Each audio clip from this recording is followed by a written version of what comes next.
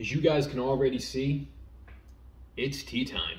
And today we are looking at Juniper Joy by David's Tea. Now this is a black tea, and I decided to pick this one up because juniper berries have been long touted to have very medicinal purposes all through history.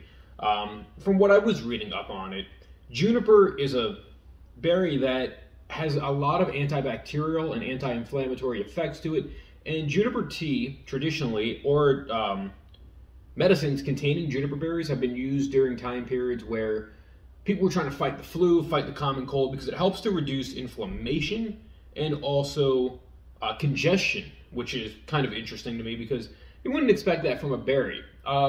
Now, we are, as I'm recording this, 1 week into spring 2021, but it is still very cold out there, so I wanted to get something that was kind of fruity and also I could make warm at the same time because it's 40 degrees Fahrenheit out there right now. Now, let's look at the mission statement as always. This is a black tea with low caffeine, which is very interesting because black tea usually tends to go in the medium or high sense when it comes to David Tea's teas. And this says playful juniper and sweet berries make for a fiercely fresh, edgy blend. How edgy can it be? I think I know it. That was a little wrestling reference for people who didn't catch on to it. Now the ingredients we're looking at: hibiscus blossoms, apple pieces, sweet blackberry leaves, juniper berries, black tea, beetroot pieces, nettle leaves, lemongrass, strawberries, rose petals, natural strawberry cream, and juniper flavoring. It also may contain coconut, so I'm guessing this is probably processed on a plant that uses its same equipment for, coconuts. Now, overall, just by looking at the ingredients, I expect a kind of sweet tasting tea with a little bit of a floral arrangement, and I'm wondering just how strong the black tea is going to protrude itself. Because black tea is like the 6th ingredient down on here, so there must not be a lot in there, which makes sense as to why it's low caffeine. Now, hibiscus blossoms, rose petals, lemongrass is interesting when thrown in with those because they're kind of all within the same realm of, what you would think as a product, but they're very different in their floral arrangements, if we want to call it that. Apple pieces I tend to notice are in like all of David's teas, unless it's a straight black tea. Blackberry leaves and juniper berries, they kind of, I think, are going to complement each other, just because if I have had juniper in the past, which I think I have, or I'm looking at it here, it kind of looks like a blackberry. And then strawberries and beetroot, they're kind of probably going to bring out the sweetness within the tea. So without, just continuing to look at the ingredients, you guys know what I do here. We're going to unsteep this a little bit, and we're going to do a little bit of a taste testing. Now, if you guys can see as it's pouring down, which you might not be able to, it's giving off a nice, like, little dark pink look to it. And scent-wise, yeah, I think that's what juniper is. Scent-wise, it kind of smells like blackberries, but it has a little bit of a different, I don't want to say tang to it, but it's not a full-on blackberry smell, which is where I think the juniper berries are coming in, as well as the strawberry. I don't know offhand the full-on, flavor of beetroot. I see it in a lot of teas, but a lot of times it's for coloring, which is what I'm thinking it might be doing here to make it a darker, like purple-pink color. And I guess you could say you smell a little bit of the hibiscus as well. So let's take a couple sips and let's see what we got here.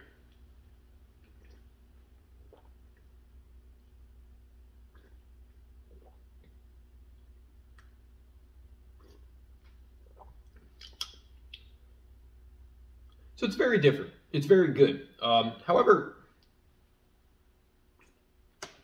I'm going to say offhand, you don't taste any of the black tea, at least in this steep, I don't. You do get a lot of the blackberry and probably a lot of the juniper. So it makes for a very nice, almost herbal tasting tea, because it's very, very berry-based. I should have said berry based, but anyway, it's good if you like the flavor of blackberries. It does have a nice little floral taste to it, and aroma.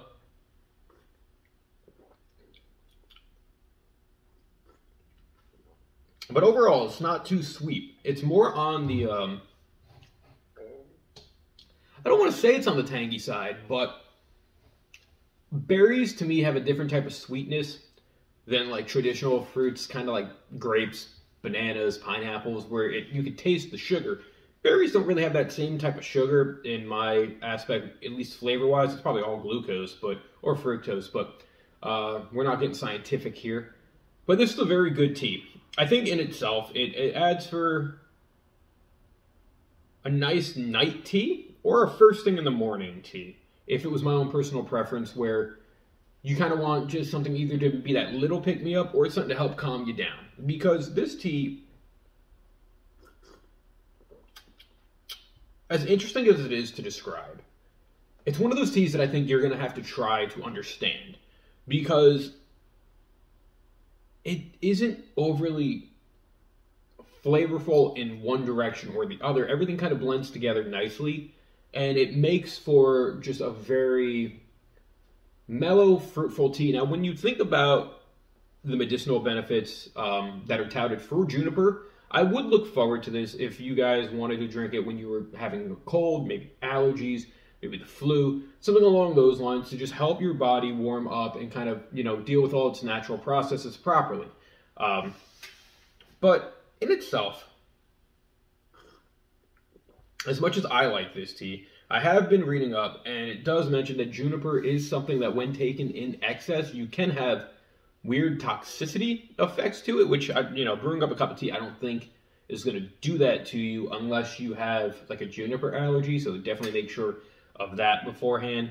But juniper berries in themselves, eating them in the wild, I read wasn't really recommended, which, berries off any bush aren't really recommended unless you're, knowing what you're doing. Now, when I think about these, just looking at it, so fun little story, as we continue. My neighbors growing up, they had a tree that looked like kind of like an evergreen tree that always had little berries growing off of them. And my mom used to always say, don't eat the berries, they might be poisonous. And looking at them now, they kind of look like they might have been juniper berries. Because I think juniper grows on like almost an evergreen tree, which is kind of what they had. But for what it's worth, Juniper Joy definitely hits the spots for me. I definitely would recommend this tea. Like I said, it is a black tea, but it is low caffeine. You don't really get the tea taste to it. Now, if you want a nice fruity, floral,